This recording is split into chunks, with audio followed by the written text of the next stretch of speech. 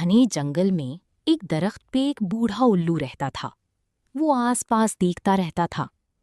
ایک دن ایک غریب خاندان حالات سے تنگ آ کر وہاں آ گیا۔ وہ اس درخت کے نیچے بیٹھ گئے۔ آدمی نے بیوی سے کہا، چولہا بناؤ۔ وہ چولہا بنانے لگ گئی۔ بیٹے سے کہا، جنگل سے لکڑیاں لے آؤ۔ وہ لکڑیاں لینے چلا گیا۔ بیٹی سے کہا، پانی بھر لاؤ۔ بیٹی پانی بھرنے چلی گئی۔ وہ خود رسی لے کے بیٹھ گیا۔ الو نے کہا، کچھ کھانے کے لیے نہیں ہے تمہارے پاس؟ کیا کرو گے؟ آدمی بولا، میں رسی کا پھندا بنا رہا ہوں، تمہیں پکڑ کے کھائیں گے۔ الو گھبرا گیا اور بولا، مجھے مت پکڑو، میں تمہیں خزانے کا بتاتا ہوں۔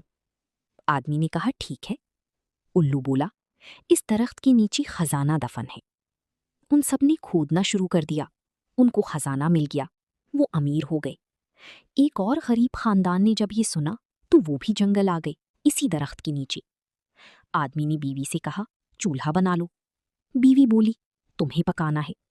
بچوں سے کام کہا تو وہ بھی نہیں مانے۔ الو ہنس کے بولا، جاؤ تم یہاں سے۔ وہ اور لوگ تھے جو خزانہ لے گئے۔